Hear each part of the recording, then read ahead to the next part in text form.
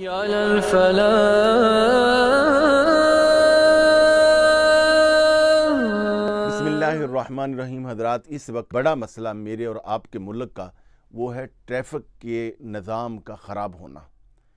World health organisation की report है कि 2017 और 2018 में ट्रैफिक कवानीन पर पाबंदी ना करने की वजह से जो हादसात हुए हैं उनमें 27,081 लोग जो हैं वो इस दुनिया से जा चुके हैं। ट्रैफिक रूल्स पर अमल करना कितना ज़रूरी है और इसके कितने फ़ायदे हैं और इसमें गफलत बरतने के क्या क्या नुकसानात हैं, मैं इस हवाले से सिर्फ 12 चीज़ें 12 महीनों की निस्बत से आपके गोश गुजार करता हूँ। नंबर 1, जब हम ट्रैफिक के उसूलों पर अमल नहीं करते तो हादसा होता है, अपनी गाड़ी को भी नुकसान पहुँचता है और दूसरे की गाड़ी को भी नुकसान पहुँचता है और बाद औक़ात मासूम जानें जो हैं वो चली जाती हैं। नंबर 2, ट्रैफिक कवानीन पर जब हम पाबंदी नहीं करते तो ट्रैफिक जैम होती है, जिससे टाइम ज़ाया होता है, वक्त ज़ाया होता है। बड़े शहरों के अंदर तकारीब में जाते हैं या मीटिंग्स पे जाते हैं और इतना वहाँ पर मीटिंग पर, जलसे पर या जहाँ हमने जाना है, किसी को मिलने के लिए जाना है, उतना हमारा टाइम वहाँ नहीं लगता जितना रास्ते में टाइम लग जाता है। नंबर 3, जब हम गलत तरीके से गाड़ी चलाते हैं, ओवर स्पीड होते हैं, तो उससे दूसरे आदमी को जो है वो नुकसान होता है, वो दहशत ज़दा होता है और इससे एक दहशत फैलती है। आप यूँ समझें कि गाड़ी हमारे पास अल्लाह की एक बहुत बड़ी नेमत है। हम में से 90% लोग वो हैं जिनके दादा परदादा के पास सवारियां नहीं थी, गाड़ियां नहीं थी। आज अल्लाह ताला ने किसी न किसी सूरत में तकरीबन हर आदमी को कोई ना कोई सवारी दी है। बाइक है, मोटरसाइकिल है या साइकिल है या कार है, किसी न किसी तरह रक्षा है।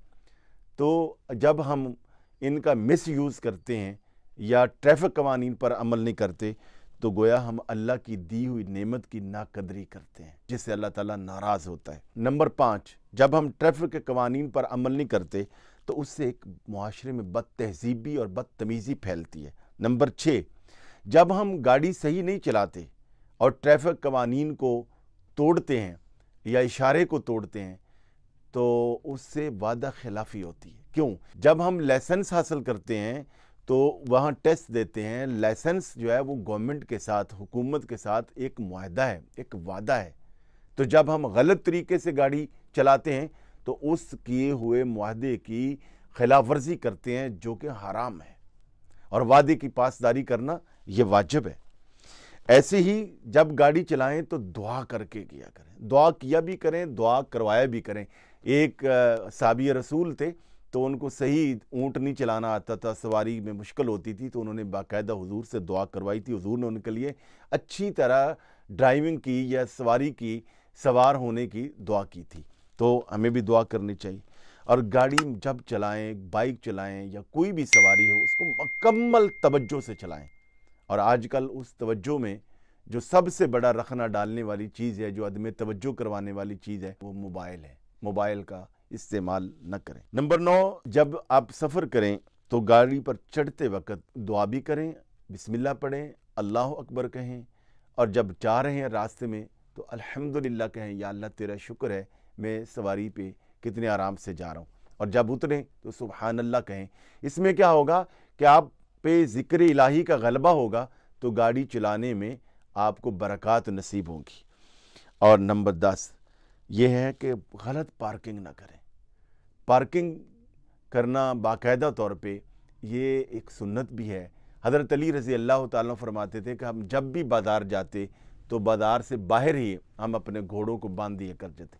आप देखिए, मेराज की रात हुज़ूर नबी पाक सल्लल्लाहु अलैहि वसल्लम बुर्राक पे गए तो जब आप बैतुल मक़दस पहुँचे तो हज़रत जिब्रील अमीन ने आपकी उस सवारी बुर्राक को एक ख़ास जगह पे बांधा और साथ अर्ज़ किया कि हुज़ूर ये वो जगह है जहाँ दूसरे अंबियाई कराम के सवारियों को बांधा जाता था। गोया उनकी गाड़ियों, उनकी सवारियों की पार्किंग की जगह है। गैर ज़रूरी तौर पर हारन ना बजाएं। जब चलें तो अपनी लेन पर चलें। और गाड़ी पार्किंग करने का एक तरीका ये भी है कि गाड़ी की किसी के आगे ना खड़ी करें और किसी की गाड़ी है तो उसकी गाड़ी के बिल्कुल पीछे गाड़ी ना लगा दें कि जब वो जाए तो उसको जो है वो परेशानी ना हो। और इसी तरह गाड़ियों के बेजा हारन ना बजाएं, शोर ना करें اور یہ بھی ایک ماحولیاتی پولوشن ہے، ماحول خراب ہوتا ہے۔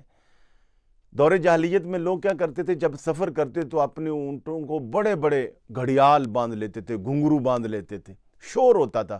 نبی علیہ الصلوۃ والسلام نے اعلان نبوت کے بعد جب صحابہ کرام کی بہت سارے معاملات میں تربیت فرمائی تو آپ نے فرمایا اپنی سواریوں پر اور اپنے اونٹوں پر، اپنے گھوڑوں کو یہ گھڑیال، یہ گھنٹے، یہ گھنگرو نہ باندھا کرو، اس سے شور ہوتا ہے۔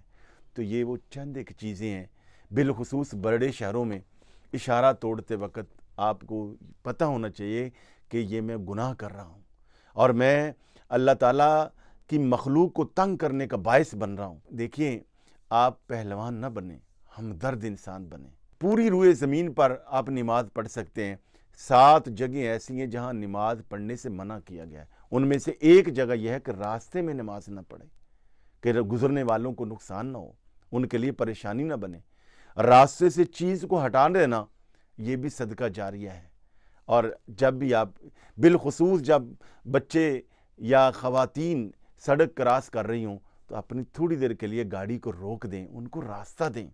اور جب آپ ہمدرد انسان بنیں گے، دوسروں پر رحم کریں گے، دوسروں کا خیال کریں گے، آپ کو اللہ تعالیٰ اس کا بے پناہ اجر عطا فرمائے گا کہ آپ نے سفر بھی کر لیا اور ساتھ بہت زیادہ اجر و ثواب بھی حاصل کر لیا۔ اور اگر آپ نے اس کے برعکس کیا کہ بس میں لوگوں کی گردنیں پھیلان کے چلا جاؤں، لوگوں کا راستہ روک کے چلا جاؤں، درمیان میں سے نکل جاؤں، ادھر ادھر ہو کے چلے جاؤں، آپ اپنا بھی ٹائم ضائع کریں گے اور دوسرے لوگوں کا بھی ٹائم ضائع کریں گے، اپنا بھی نقصان، دوسروں کا بھی نقصان۔ سفر تو آپ نے کر لیا مگر بہت سارے گناہ بھی آپ نے اپنے نامہ اعمال میں لکھوا لیے۔ کسی کا دل نہ دکھائیے، کسی کا راستہ نہ روکیے، ٹریفک کے اصولوں پر پابندی کیجیے۔